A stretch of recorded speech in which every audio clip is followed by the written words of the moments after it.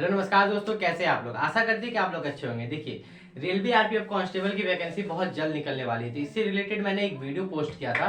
तो उस पर एक कमेंट आया था कि आप मुझे ये बताइए कि डिटेल में सिलेबस क्या होगा और उसके लिए क्या क्या बुक्स खरीदें। जैसा कि मैंने बताया था कि अगर आपको रेलवे में जॉब लेना है या किसी भी डिपार्टमेंट एसएससी में कहीं भी जॉब लेना है तो आपको पहले से तैयारी करनी पड़ती है, ना कि जिस दिन नोटिफिकेशन निकले उस दिन से तैयारी करनी पड़ती है।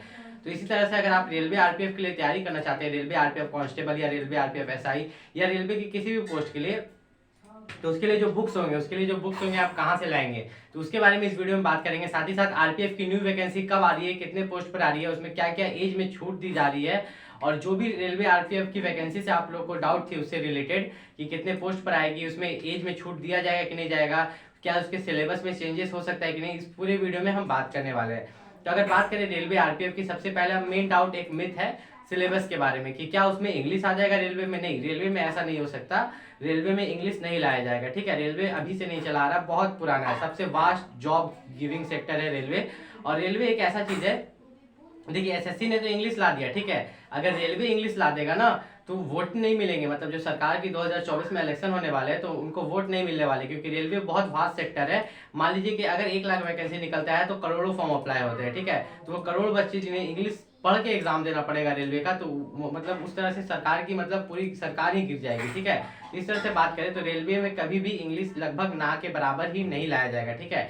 तो रेलवे आरपीएफ कांस्टेबल में वैकेंसी की बात करें तो यहाँ पर देखिए टोटल 10,000 वैकेंसी। 10,000 वैकेंसी किसके लिए है? कांस्टेबल के लिए। किसके लिए? कांस्टेबल के लिए। ये मैं फिक्स नहीं बोल रहा हूँ, ये 10,000 प्लस है। ये क्या है? 10,000 प्लस वैकेंसी है। 12,000 भी हो सकती है, 13,000 भी हो सकती है, 15,000 भी हो सकती है, ठीक है। और एसआई की यहाँ पर 3,000, बहुत कम है एसआई की, ठीक है। तो अगर बात करें रेलवे आरपीएफ कांस्टेबल के लिए, तो कांस्टेबल के लिए आपको क्या चाहिए क्वालिफिकेशन? तो कांस्टेबल के लिए सिर्फ आप 10th पास है तो आप अप्लाई कर सकते हैं, और एसआई के लिए ग्रेजुएशन। अगर यहाँ पर बात करें फीस के बारे में, तो फीस के बारे में भी एक बहुत बड़ी दिक्कत है कि यूआर, ओबीसी और ईडब्ल्यूएस की फीस जो लगती है वो कितनी है? 500 रुपए। कितने? 500 रुपए लगते हैं, ठीक है। और एससी एसटी के 250 रुपए, एससी एसटी के 250 रुपए लगते हैं पीएच कैंडिडेट के, ठीक है। तो अगर बात करें यहाँ पर, तो ये जो 500 रुपए लग रहे हैं, ठीक है, तो ये 500 रुपए में से कितने रुपए रिफंड हो जाते हैं? तो देखिए यहाँ पर 400 रिफंड नहीं होते, 370 380 रुपए रिफंड हो जाते हैं रेलवे की तरफ से। मतलब मान के चलो तो 100 ही रुपया लग रहा है फॉर्म भरने का, ठीक है। अगर जनरल यूआर वाले मान के चलो और ओबीसी वाले तो आपका 100 रुपया ही लग रहा है, क्योंकि 400 रुपया तो रिफंड कर दे रही है रेलवे। और जिनका यहाँ पर 250 रुपया लग रहा है एससी एसटी और पीएच कैंडिडेट, तो उनका 200 रुपये रिफंड कर देती है। कब? जब आप सीबीटी में बैठ जाते हो, ठीक है। आप एग्जाम में फेल हो या पास हो, पता नहीं, आपका पैसा वो वापस मिल जाएगा एक बार आप एग्जाम में बैठ जाते हो तो ये पैसे की चिंता नहीं करनी है। भले थोड़ा लेट मिलता है, लेकिन अगर आप पास भी हो गए तो आपको ये पैसा वापस मिल जाता है, आप फेल भी हो गए तो ये पैसा आपको वापस मिल जाता है, ठीक है। तो आज इस वीडियो का यहाँ पर मेन टॉपिक है कि हम आपको बुक्स के बारे में बताएंगे कि कहाँ से आप प्रिपरेशन कर सकते हैं, ठीक है, कहाँ से आप प्रिपरेशन कर सकते हैं। सबसे पहले हम यहाँ पर बता दें, ये सब कंप्लीट कर दे, फिर हम आपको बुक्स के बारे में बताएंगे। एज लिमिट 18 से 25 साल। कितना? 18 से 25 साल। और एससी एसटी को कितना? 18 से 30 साल। 18 से 30 साल। अब एज रिलैक्सेशन की बात करें तो एज रिलैक्सेशन देखो यहाँ पर अगर ज्यादा से ज्यादा दिया भी जाएगा तो 2 साल का। कितना का?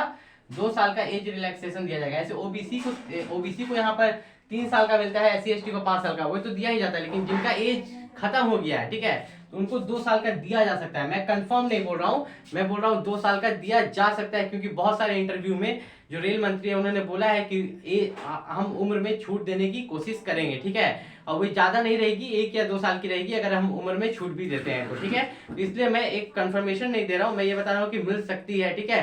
आप आशा रख सकते हैं कि आपको मिल सकती है, खास करके जिनका 1 साल के कारण नहीं भर पा रहे होंगे उनको मिलने की ज्यादा चांस होगी। अगर बात करें यहाँ पर क्वालिफिकेशन के बारे में, तो क्वालिफिकेशन 10th पास है, ठीक है। आरपीएफ कांस्टेबल के लिए क्वालिफिकेशन 10th पास है। अगर सिलेक्शन प्रोसेस की बात करें तो सबसे पहले आपका सीबीटी होता है, कंप्यूटर बेस्ड टेस्ट, उसके बाद फिजिकल, फिर डीबी, फिर मेडिकल। तो सबसे पहले हम बात करते हैं सीबीटी के बारे में, जो आप कंप्यूटर पर जाके एग्जाम दीजिएगा कि आप उसकी तैयारी कैसे करें, उसकी सिलेबस क्या है, ठीक है।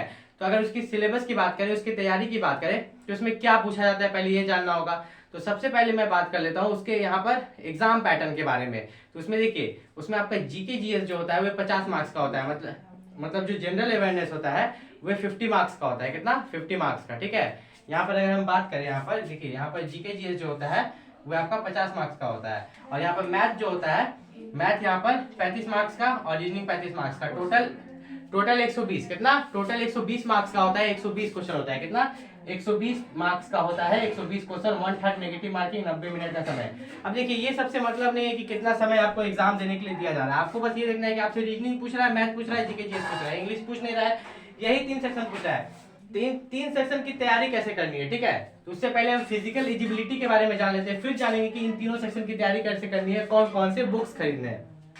सबसे पहले बात करें तो मेल कैंडिडेट को 165 सेंटीमीटर हाइट होना चाहिए और फीमेल का 157 सेंटीमीटर हाइट होना चाहिए। अगर चेस्ट की बात करें तो मेल कैंडिडेट का चेस्ट 80 सेंटीमीटर होना चाहिए और एक्सपैंड करने पर 85 हो जाना चाहिए। मतलब देखिए नॉर्मल आपका जो भी है एक तो 80 से ऊपर होना चाहिए या 80 होना चाहिए और एक्सपैंड करने पर 5 सेंटीमीटर एक्सपैंड करना चाहिए। बात करें देखिए फीमेल के लिए यहाँ कोई चेस्ट नहीं है। रनिंग की बात करें तो रनिंग 1600 मीटर 5 मिनट 45 सेकंड में मेल कैंडिडेट के लिए और फीमेल कैंडिडेट के लिए 800 मीटर 3 मिनट 40 सेकंड में। अगर लॉन्ग जंप की बात करें तो यहाँ पर देखिए यहाँ पर जो लॉन्ग जंप और हाई जंप ये थोड़ा उल्टा लिखा गया लगता है, ठीक है। यहाँ पर हाई जंप और लॉन्ग जंप पे यहाँ मैंने उल्टा लिख दिया है। ये देखो मैंने लॉन्ग जंप पे लिख दिया है 4 फीट और हाई जंप पे लिख दिया है 14 फीट। तो ये यहाँ पर गलत है। यहाँ पर जो लॉन्ग जंप होगा ना, यहाँ पर जो लॉन्ग जंप होगा ये कितना होगा, मेल के लिए 14 फीट और फीमेल के लिए 9 फीट। वही हाई जंप की बात करें तो हाई जंप मेल के लिए 4 फीट और यहाँ पर फीमेल के लिए जो होगा, फीमेल के लिए कितना होगा 3 फीट। ये आपका क्लियर हो गया, ठीक है। तो देखिए यहाँ पर लिखते लिखते कभी कभी गलती हो जाती है। अगर बात करें यहाँ पर सैलरी तो आपका 21,700 बेसिक पे रहता है, ठीक है, और 69,100 तक जाता है। तो आपका जो in hand salary first month मिलता है ना वो लगभग 35,000 के आसपास रहता है। कितना 32 से 35,000 के आसपास रहता है, ठीक है। वो आपके सिटी पर डिपेंड करता है कि किस जगह पर आप रह रहे हो, कहाँ पर हाउसिंग अलाउंस कितना मिल रहा है, ठीक है। उस पर आपका डिपेंड करता है कि आपकी सैलरी क्या हो सकती है। हम इस वीडियो में ये भी बात करेंगे हाई जोन और लो जोन कट ऑफ के बारे में, लेकिन उससे पहले हम बुक्स के बारे में बात कर लेते हैं, ठीक है। हम हाई जोन और लो जोन कट ऑफ के बारे में बात करेंगे, ठीक है। यहाँ पर हाई जोन आपका हाई जोन कट ऑफ और लो जोन कट ऑफ क्या है, ये आपका लो जोन कट ऑफ, ठीक है। लो जोन कट ऑफ इन दोनों के बारे में बात करेंगे। उससे पहले हम बुक्स के बारे में बात कर लेते हैं। यहाँ पर जो बुक्स है आपको कौन कौन से, देखिए रीजनिंग के लिए सबसे पहले रीजनिंग के लिए आपका रीजनिंग हो, मैथ है, जीके जीएस हो, सबसे पहले आप जाइए बोलिए हमको प्रीवियस ईयर क्वेश्चन पेपर चाहिए। किसका previous year question paper, speedy का, किसका स्पीडी का या अरिहंत का, ठीक है, अरिहंत का। किसका चाहिए, स्पीडी का या अरिहंत का, ठीक है। इन दोनों में से किसी एक का। रेलवे का आप आरपीएफ कांस्टेबल का प्रीवियस ईयर क्वेश्चन पेपर लीजिए, ठीक है, उसको बनाइए, उससे आपको पैटर्न समझ में आएगा।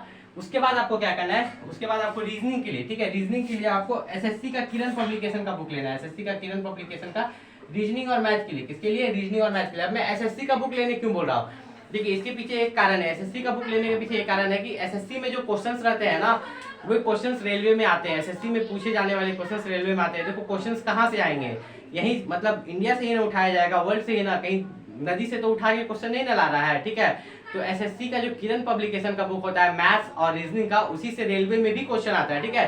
तो आपको चिंता करने की जरूरत नहीं है अगर आप उससे पढ़ते हैं, क्योंकि रेलवे के लिए कोई ऐसा स्पेसिफिक बुक नहीं है जो टाइप वाइज चैप्टर वाइज हो, ठीक है। उतना किरण के जैसा उतना स्पेसिफिक नहीं है, अगर है भी तो मतलब पॉइंट टू पॉइंट नहीं रहता है। इसलिए आपको किरण से ही करना है, एसएससी का किरण से, ठीक है। ये मत सोचिए कि एसएससी की तैयारी करें, आप रेलवे की तैयारी करें, रेलवे की हर पोस्ट की तैयारी उससे हो जाएगी।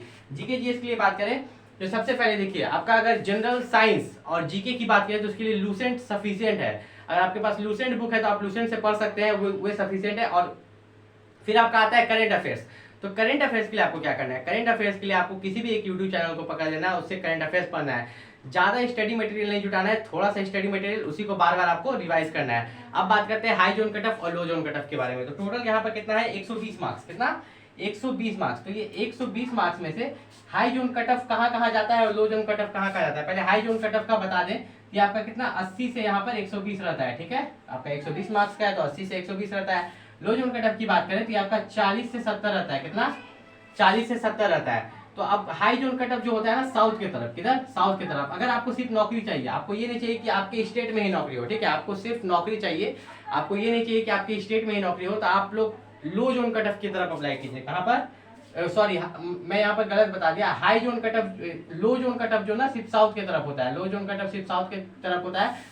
हाई जोन कट ऑफ हो गया जैसे आपका कोलकाता हो गया, पटना हो गया, मुंबई हो गया, दिल्ली हो गया, ठीक है, मतलब जितने भी मेट्रो सिटीज हैं इधर ना, इस तरफ में आपका क्या होता है हाई जोन कट ऑफ। एक बार फिर से सुन लो, देखिए हाई जोन और लो जोन कट ऑफ का एक स्पेशल वीडियो लेके आएंगे, लेकिन यहाँ पर एक बार सुन लो। हाई जोन कट ऑफ हो गया आपका कोलकाता जोन, ठीक है, फिर जाके आपका हो गया Patna zone, Mumbai zone, Ranchi zone, ठीक है, और जितना भी मतलब इधर इस बेल्ट में जितना भी होता है आपका ईस्टर्न बेल्ट हो गया, नॉर्थन बेल्ट, ये सब हाई जोन कट ऑफ होता है। लो जोन की बात करें तो लो जोन आपका किधर हो गया, लो जोन आपका चेन्नई हो गया आपका, फिर जाके यहाँ पर क्या बोलते हैं कर्नाटक हो गया, मतलब साउथ की तरफ। अगर आप साउथ की तरफ भरते हो तो आपका 100% चांस है कि बहुत कम मार्क्स में आपका रेलवे में जॉब लग जाएगा। अगर आपको अभी भी कोई डाउट बच गया है तो आप नीचे कमेंट करके पूछ सकते हैं। मिलते हैं अगले वीडियो में, तब तक के लिए नमस्कार।